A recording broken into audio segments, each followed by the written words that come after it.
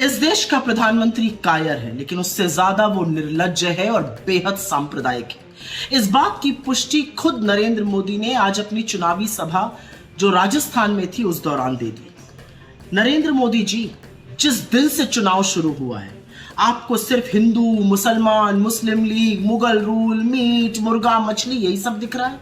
और हमने भी ठान ली है कि चुनाव तो इस बार बेरोजगारी, महंगाई, किसानों के हक, श्रमिकों के लिए न्याय, औरतों की सुरक्षा, हाशिए पर लोगों के हक का जो हनन हो रहा है उसी पर होगा और हम उसी पर टिके हुए हैं।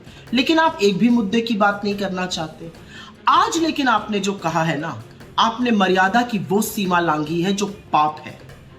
मंगलसूत्र पे आपने बोला है, आपकी हिम्मत कैसे हुई मंगलसूत्र पर बोलने की? आपने कहा कि कांग्रेस के मैनिफेस्टो में लिखा है कि आपका मंगलसूत्र भी वो लोगों में बांट देंगे। कांग्रेस के मैनिफेस्टो में मैं चुनौती से आपसे कहती हूं, ऐसी कहां पर कौन सा मैनिफेस्टो आप पढ़ रहे हैं जिसमें ऐसी बात लिखी है? कहां लिखा है कि हम लोगों की संपत्ति लेकर बांट देंगे? किस तरह की बौखलाहट है ये कि आप निरंतर झूठ बोल रहे हैं। एक संप्रदाय को लेकर झूठ बोलते हैं, हमारे मैनिफेस्टो को लेकर झूठ बोलते हैं। अब इतने बेतुके झूठ बोलने लगे हैं कि लोगों को आपके मानसिक संतुलन पर सवाल उठाना पड़ रहा है। असलियत यह है कि आपको मंगलसूत्र का नाम नहीं लेना चाहिए था, क्योंकि एक औरत जब मंगलसूत्र पहनती है ना तो वो जन्म जन्मांतर के लिए दाम्पत्य के उस सूत्र में बंध जाती है जिसका सबसे पवित्र, सबसे पावन प्रतीक मंगलसूत्र होता है। इस देश के करोड़ों लोग पूरी निष्ठा से, पूरी ईमानदारी से दाम्पत्य के सूत्र को, दाम्पत्य के संबंध को निभाते हैं। आपको मंगलसूत्र पर इतनी घटिया गंदी टिप्पणी नहीं करनी चाहिए थी कि हम औरतों का मंगलसूत्र लेकर लोगों में बांट देंगे। यह सिर्फ एक जेवर, एक गहना नहीं होता है। यह दाम्पत्य का वो प्रतीक है जो औरत धारण करती है और पूरी निष्ठा से उस धर्म को निभाती है।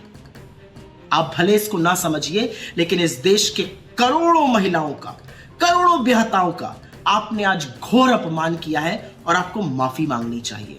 अपने 10 साल के शासन काल में आपने किसानों का, श्रमिकों का, युवाओं के खिलाफ, महिलाओं के खिलाफ, हाशिए पर रहे लोगों के खिलाफ जो षड्यंत्र किया है उसके अंत का वक्त आ गया और चुन चुनकर वोट के माध्यम से आपसे हिसाब लिया जाएगा।